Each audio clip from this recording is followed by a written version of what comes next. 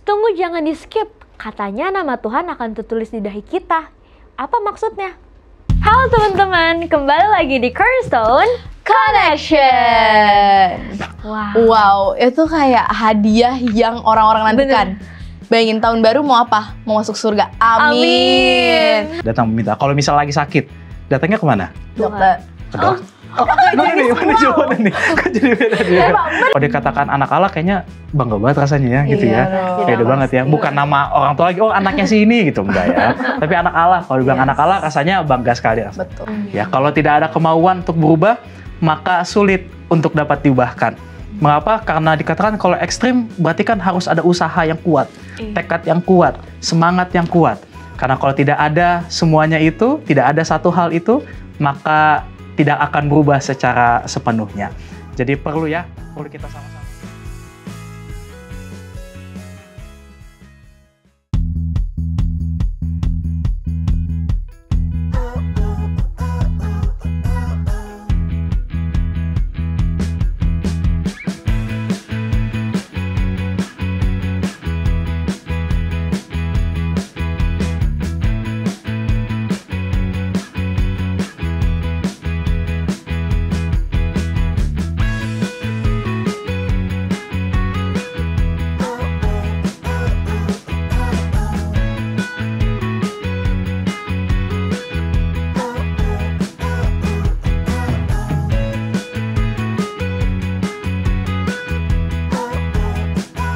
Halo teman-teman, kembali lagi di Cornerstone Connection.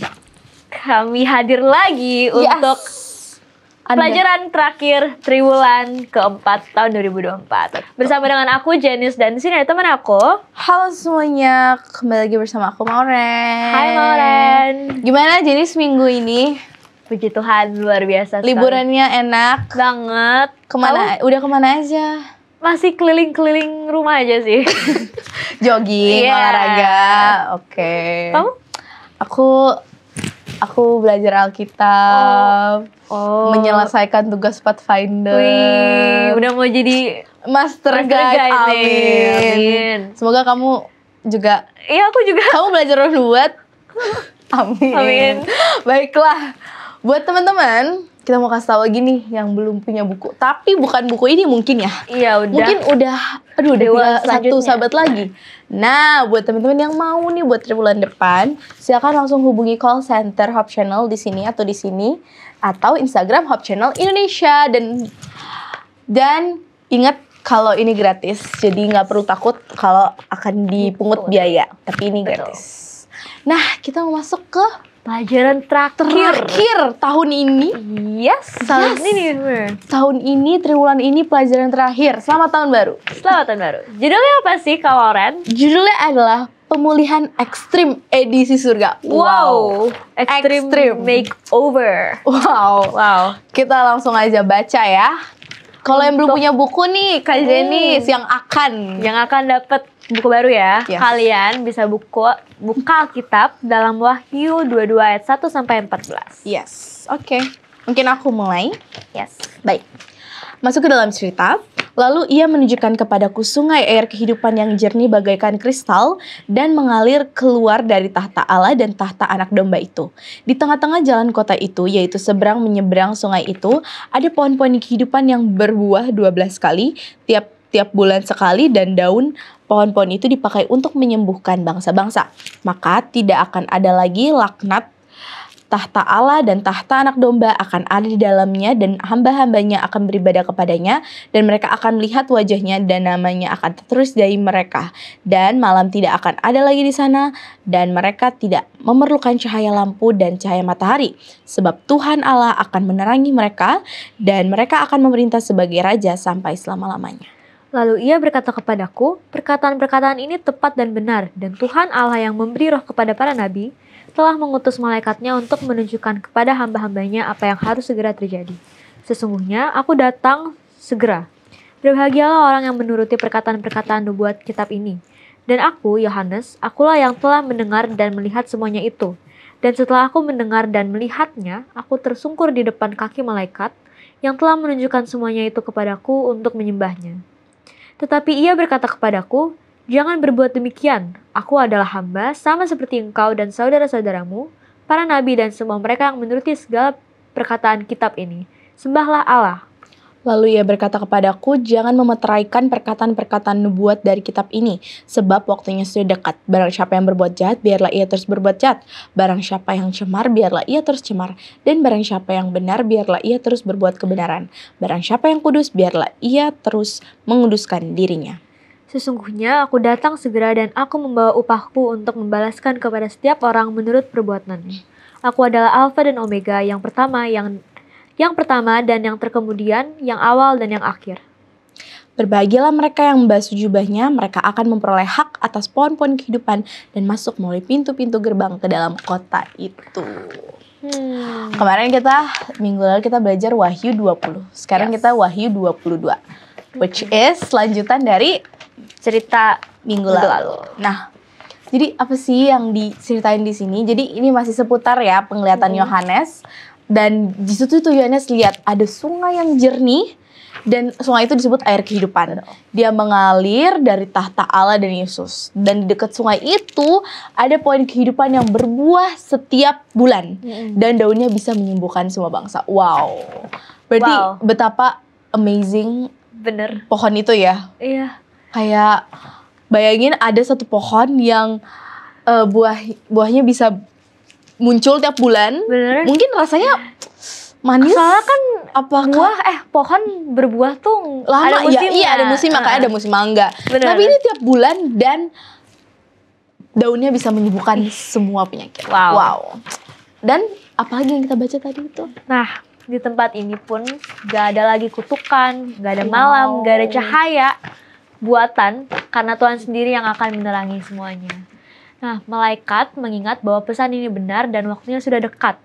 Yohanes diminta hanya menyembah Allah, bukan malaikat. Nah, dan juga Tuhan berkata bahwa Dia akan segera datang, membawa hadiah untuk setiap orang sesuai dengan perbuatannya. Orang yang hidup benar akan mendapatkan hak atas pohon kehidupan dan masuk ke kota suci yang penuh berkat. Wow, itu kayak hadiah yang orang-orang nantikan.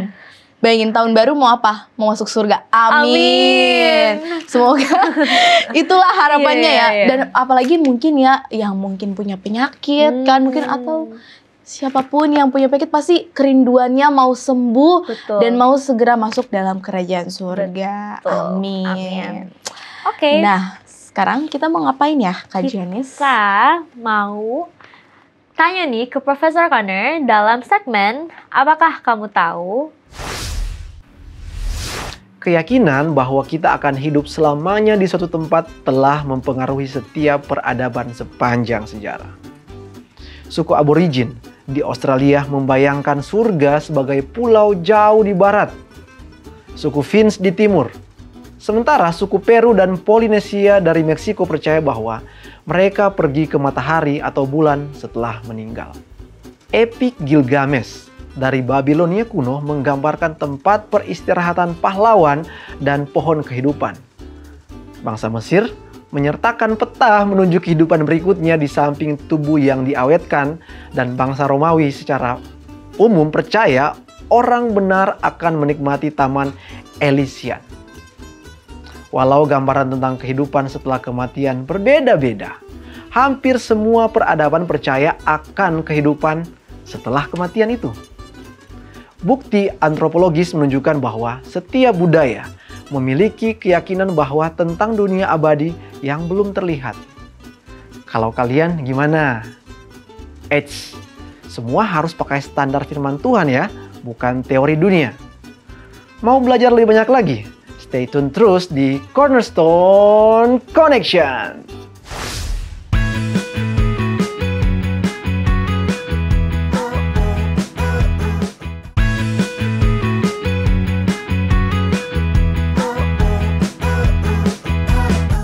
Kembali lagi di Cornerstone Connection. Program ini hadir untuk membimbing kamu mempelajari Alkitab lebih dalam lagi. Dan saat ini kita sudah bersama dengan narasumber kita, Pendeta Andreas Tambunan. Shalom Pak Pendeta. Shalom. Apa kabar Pak Pendeta? Baik, sehat. Aduh, Puji kabar Tuhan. kalian gimana? Puji Tuhan. Tapi kita belum kenalan. Iya, sama maksudnya pendeta. memperkenalkan Iya, diri ya. memperkenalkan diri. Perkenalkan Pak Pendeta, aku Mauren. Aku Janice. Ya, salam kenal. Saya Salam Pendeta kenal. Muda Andreas. Oke, pastinya dengan narasumber yang baru kita akan belajar Cornerstone lebih seru lagi. Yes. Langsung aja kita masuk ke pelajaran 13. Judulnya adalah Pemulihan Ekstrim Edisi Surga.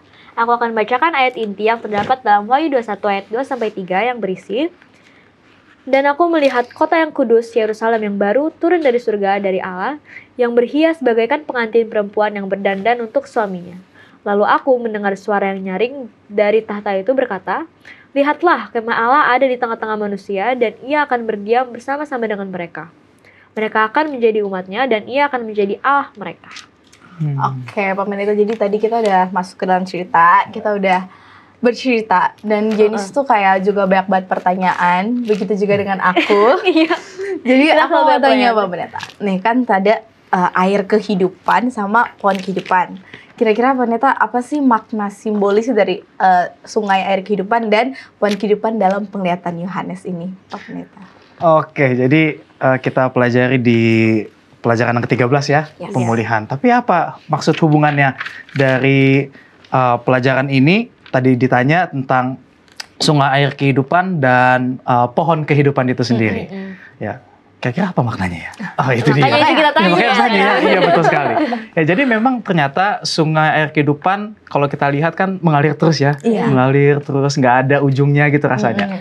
Nah, maka di pembelajaran kita pada sahabat ke-13 ini menjelaskan bahwa simbol sungai air kehidupan itu adalah Yesus sendiri yang selalu mengalirkan setiap berkat-berkatnya, setiap kasihnya kepada setiap manusia. Namun apa bedanya dengan pohon kehidupan? Ya, sedangkan dikatakan bahwa daun-daunnya saja ya, daun-daunnya saja kan bisa kasih Kesembuhan. kesembuhan. Itu dia. Banyak bangsa. Banyak kesembuhan. Nah, ternyata pohon kehidupan itu sendiri menyatakan, oh ternyata Yesus juga yang sama gitu ya. Jadi tidak ada bedanya. Ya, jadi simbol itu menerangkan baik itu sungai, baik itu pohon, melambangkan Yesus sendiri yang bekerja untuk menyelamatkan kita. Mengapa? Karena di pelajaran 13 ini kan kita belajar tentang dunia baru. Ya, tentang kedatangan Yesus. Ya, jadi kalau misalnya kita pelajari bahwa yang semuanya ini sangat erat hubungannya tentang siapa Yesus itu. Jadi mungkin sekilas seperti itu. Oh, terima kasih Pak Pendeta. Nah, jadi kamu pasti mau nanya lagi kan? Iya, tahu. aku pengen tanya banget. Jadi, Ayo kamu nanya. apa sih maksud Yohanes waktu dia mengatakan kalau nama Tuhan tuh tertulis di dahi kita, Pak Pendeta? Tato. Bukan. Enggak, bukan dong. Pasti Oh, bukan ya? bukan. Beda ya? Oh, ternyata beda. Ya, jadi ternyata kalau misalnya kita baca bahwa di dalam kitab Wahyu, Yohanes sendiri pun juga kan dia diasingkan ya. Pindah tempat ya, bukan di tempat yang ramai ya, tapi justru tempat yang sepi. Namun Tuhan berikan kepada Yohanes sendiri bahwa ini ada satu tanda yang dikatakan tadi di mana? Di dahi tadi ya dibilang ya, di dahi. Kalau misal di pelajaran Alkitab bukan hanya Wahyu saja mengatakan, tapi juga dikatakan ada yang menandakan di tangan dan juga di dahi. Nah, ternyata yang dimaksudkan di dalam pelajaran kita di sahabat ke-13 adalah tanda di dahi merupakan sifat karakter daripada Yesus yang ada pada setiap umat-umatnya. Ya, jadi ternyata luar biasa sekali bahwa menyimbolkan, karena kan biasanya kan dari pikiran timbul ke perilaku, biasanya kayak gitu ya. Apapun yang kita pikirkan, apapun yang kita ya mencoba untuk berangan-angan, semuanya pasti akan ke perilaku kita. Nah, ternyata itulah yang menyebabkan mengapa Yohanes katakan, oh itu ada terdapat di dahi, ya di dahi, dan itu melambangkan bahwa pemikiran, karakter, sifat yang ada dalam diri kita itu menggambarkan siapa Yesus dalam diri kita. Oke, terima kasih Pak Pendeta. Kamu ada nama Tuhan di dahi kamu nggak? Amin. Kiranya selalu ada nama Tuhan di dahi aku. Kita, harus kita ya. semua. Betul banget. Jadi kalau ditanya, Ada apa tuh? Ya, Di dahi kamu? ada yang kamu dapat. Oh, nyata anak Allah gitu ya. Keren. Amin. Aku ada pertanyaan tambahan. Oke. Pak Pendeta, nih, ini menarik pertanyaannya. Kenapa kita mendapat upah atas apa yang telah kita lakukan, padahal keselamatan padahal kita itu diselamatkan oleh karena kasih karunia. Ini menarik nih. Jadi kita mendapatkan upah, tetapi kan kita masuk surga karena kasih karunia, bukan karena apa yang kita lakukan. Nah, Pak Pendeta. Aduh, gimana dijawabnya?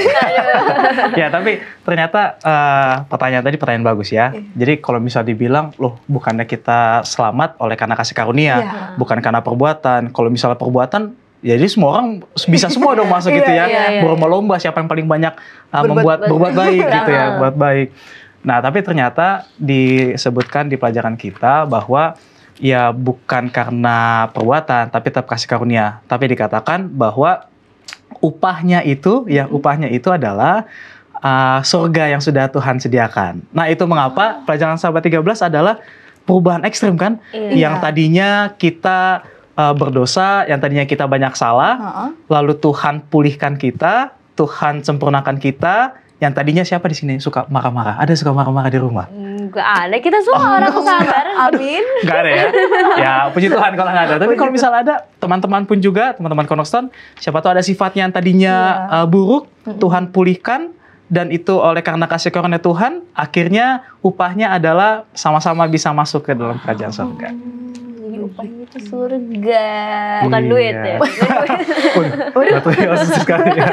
Duit itu di surga lebih kaya daripada uang sebesar apapun ya ini. Betul banget. Jalannya dari emas ya. Iya. Betul. Sejak kapan ada hotel dari emas? Nggak ada. Cuma di surga. Oke, jadi kamu mau nanya lagi kan? Aku tahu. Kelas D, Kak. Kelas Pak Pendeta. Pelajaran atau aplikasi apa Pak Pendeta yang bisa kita terapkan dari pelajaran minggu ini dengan kehidupan sehari-hari kita? Iya, jadi memang kalau mau dibilang kehidupan sehari-hari banyak sekali ya, banyak sekali. Tapi kalau mau ambil secara sedikit saja dalam kehidupan para remaja gitu ya. Sebenarnya masih muda juga ya pendeta ya. Ya, meskipun dalam kehidupan remaja bahwa pelajaran kita mengatakan bahwa pemulihan itu bisa terjadi jika kita datang meminta. Ya, datang meminta. Kalau misalnya lagi sakit, datangnya kemana? Dokter. Ke dokter. Mana jawabannya nih? Kok jadi beda dia? Ya. Betul, nggak salah. Kalau sakit secara fisik, ya datangnya pasti ke rumah sakit gitu ya, cari dokter. Tapi kalau sakit secara rohani, maka datangnya ke Tuhan. Nah, tapi ternyata secara ini sedikit aja bahwa aplikasi kehidupan kita sehari-hari secara sedikit yang terkait tadi kan, contohnya ada juga yang suka mencontek gitu ya biasanya. Nah, tapi dia merasa bahwa dia baca firman Tuhan, dia tahu bahwa ternyata salah kayak gitu. Nah, dari situlah itu makanya dikatakan bahwa firman Tuhan itu mengubah setiap hati orang yang berkenan datang kepadanya. Ya, jadi dikatakan bahwa kalau kita sudah dapat diubahkan, ya, maka upahnya baik itu perubahan dalam kehidupan sehari-hari bisa jadi lebih anak yang dikatakan anak Allah gitu ya. Kalau dikatakan anak Allah kayaknya bangga banget rasanya ya gitu ya. Beda banget ya. Bukan nama orang tua lagi, anaknya si ini gitu, enggak ya. Tapi anak Allah, kalau dibilang anak Allah rasanya bangga sekali rasanya. Betul. Baik, terima kasih Pak Pendeta sudah menjawab pertanyaan kita. Kamu udah terjawab ya pertanyaannya dalam pikiran kamu, karena kamu kayak kelihatan bingung banget ya. Aku udah ting gitu. Kiranya di dahi kamu ada nama Tuhan. Amin selalu. Baiklah, kita udah nanya nih ke Pak Pendeta. Terima kasih Pak Pendeta sudah menjawab. Pastinya kita mau juga teman-teman yang sering nonton Cornerstone dalam segmen Apakah Pendapatmu?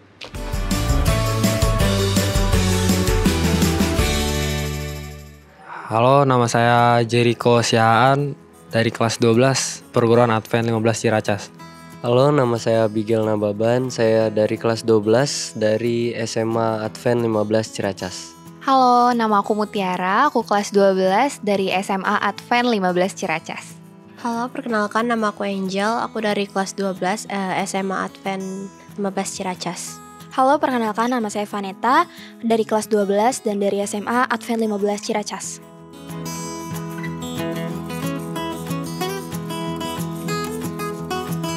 Setuju, karena dia orang baik. Tidak yakin, karena nggak semua orang baik itu yang dilakuin benar? Tidak yakin karena menurut aku belum tentu. Kita kan lihatnya orangnya baik aja, tapi kita nggak tahu apa yang dia lakukan di belakang kita. Kita nggak bisa lihat apa mungkin sesuatu kejahatan yang kita nggak pernah tahu dia lakukan. Jadi nggak semua orang baik itu bisa masuk surga. Tidak setuju karena tidak semua orang baik kelakuannya juga baik. Tidak yakin karena kalau dia baik tapi dia tidak menjadi pengikut Kristus, menurut saya tidak akan masuk surga. Kalau saya setuju, karena Tuhan maunya mengikut dia dengan gak setengah-setengah gak sih harusnya? Ya setuju juga, karena pengikut Kristus harus nurut sama Kristus. Setuju, karena seperti yang udah tertulis di Alkitab juga kita harus mengikuti semua perintah Yesus dan harus jadi sama seperti dia. Saya setuju karena firman-nya atau firman Tuhan itu adalah perintah Tuhan. Jadi kalau misalnya kita mengikuti semua perintah Tuhan, maka kita akan masuk surga atau kita menjadi orang yang lebih baik lagi. Setuju karena firman Tuhan itu adalah perintah dari Tuhan. Jadi apa yang kita lakukan itu berarti menurut perintah Tuhan.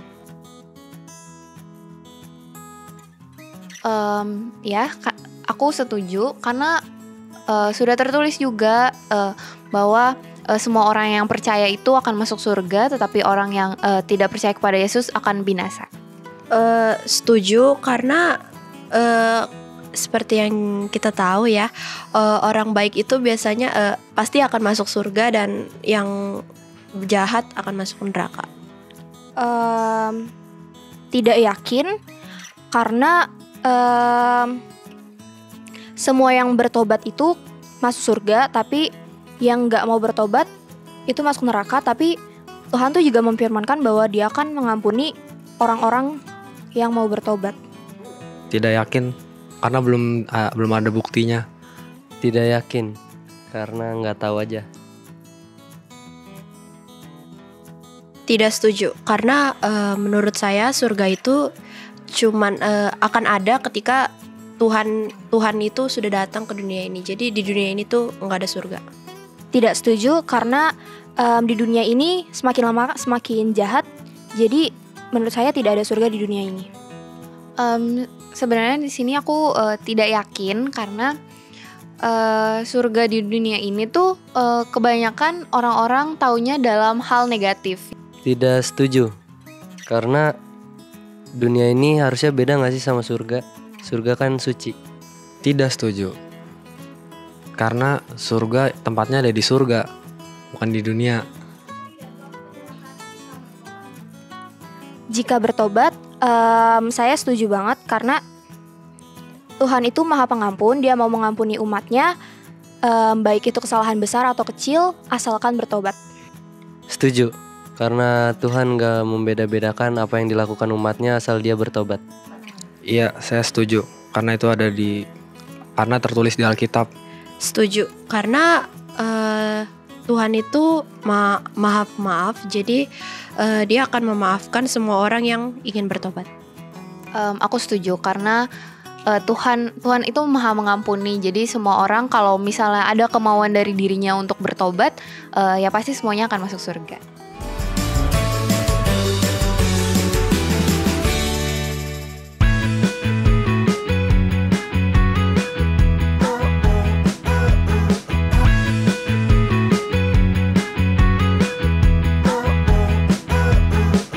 Kembali lagi di Cornerstone Connection. Wow. Jadi kita sudah dengar pendapat keren dari teman-teman Cornerstone di rumah. Ya. Nah, aku mau tanya sih ke Mauren sekarang. Aduh, apa tuh pertanyaannya? Pernyataan apa yang kamu paling setuju? Aku paling setuju waktu aku lihat videonya ya. Aku ingat yang paling aku setuju tuh kalau misalnya surga terbuka untuk semua orang, termasuk pembunuh, pencuri, pelaku kejahatan jika bertobat. Ada boldnya jika bertobat. Nggak mungkin dong. Ya kan, nggak mungkin. Nah, kalau nggak pasti bertobat. karena kan bahkan udah dibilang ya kalau misalnya kita bahkan kaget kayak kok dia di surga? Iya. Padahal dia waktu di dunia Suka membunuh. suka membunuh, serem banget sih. Oh ya, serial killer gitu ya, bisa jadi bisa. gitu. Suka Nah, mencuri. menurut aku setuju. Nah, kalau kamu yang nggak setuju deh, biar kebalikannya. Oke, yang nggak setuju aku sih kita bisa merasakan surga di dunia ini. Karena apa yang bisa membandingkan surga di dunia ini? Nggak ada. Betul. Ada nggak Pak Pendeta? Ada ya? Kalau gitu kita tanya aja ke Pak Nah, Pendeta. Pak Pendeta, Iya. gimana? Pak Pendeta setuju nggak kalau misalnya di dunia ini bisa dibilang kalau misalnya ada surga di dunia ini? Ya kalau bilang ada atau enggak, ya replikanya kan di dunia ini kan, gitu ya. Jadi kalau bilang menandingkan surga, nggak ada lah ya, menandingkan surga itu ya. Terima kasih Pak Pendeta. Oke. Mungkin karena kita udah mau berakhir videonya, pelajaran kita kita. sudah berakhir. Kita meminta Pak Pendeta untuk memberikan kesimpulan untuk teman-teman yang menonton. Oke, jadi kesimpulan kita di pelajaran yang ke-13 dengan judul Pemulihan Ekstrim Edisi Surga merupakan satu pembelajaran yang mengingatkan kepada kita, bahkan mengajak kepada kita semua, bahwa pada saat Tuhan datang kembali menjemput kita semua, kita pun juga akan dipulihkan. Dipulihkan bukan hanya sekedar fisiknya saja, tapi mental dan juga rohani dapat diubahkan. Dan ternyata bagi siapapun yang datang kepada Tuhan, baik itu yang membuat kejahatan secara ekstrim sekalipun, kalau dia mau bertobat, dia mau berbalik, maka Tuhan juga akan membukakan jalan kepadanya. Jadi semuanya ini pun juga oleh karena satu hal yang Tuhan inginkan adalah kita semua kembali kepada Sang Pencipta, kita kembali kepada petanya, dan kita pun juga dipersiapkan untuk sama-sama masuk ke dalam kerajaan surga. Namun jangan lupa, ya, di dalam semua prosesnya harus ada kemauan. Ya, kalau tidak ada kemauan untuk berubah, maka sulit untuk dapat diubahkan. Mengapa? Karena dikatakan kalau ekstrim berarti kan harus ada usaha yang kuat, tekad yang kuat, semangat yang kuat. Karena kalau tidak ada semuanya itu, tidak ada satu hal itu, maka tidak akan berubah secara sepenuhnya. Jadi perlu kita sama-sama untuk diubahkan ya. Amin. Karena title kita adalah Anak Allah. Amin. Baik, terima kasih untuk kesimpulan yang sudah diberikan Pak Pendeta. Boleh kita minta Pak Pendeta untuk mendoakan kami di studio juga teman-teman yang di rumah. Oke, kita tunduk kepala, kita bersatu dalam doa. Tuhan Allah Bapa kami yang bertata dalam kerajaan sorga, terpujilah nama Tuhan, bahkan kami pun juga dapat merasakan bersama-sama dengan seluruh teman-teman Cornerstone yang sudah mempelajari di pelajaran yang ke-13, bagaimana perubahan ini dapat kami rasakan jika kami datang kepada Tuhan, bahkan meminta kepada Tuhan mengubahkan setiap sifat buruk kami untuk datang bahkan menjadi sifat pribadi yang baik yang berkenan di hadapan Tuhan. Ya Tuhan, ajarilah kami untuk dapat mengerti kasih Tuhan, bahkan ajarilah kami di setiap langkah kaki kami untuk menjadi anak-anak Allah yang menjadi terang dimanapun kami berada. Terima kasih banyak Bapa, berkati juga bagi seluruh teman-teman Cornerstone dalam keadaan kami masing-masing. Tuhan berikan kesehatan yang sempurna dalam kehidupan kami.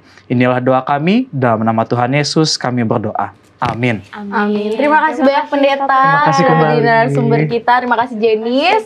Dan terima kasih teman-teman yang selalu menonton Cornerstone. Harapannya untuk kita semua agar kita selalu menuliskan dan mengingat nama Allah dalam dahi kita dan dalam hati kita. Sampai ketemu teman-teman yang setia mencari dan belajar firman Tuhan melalui Cornerstone Connection.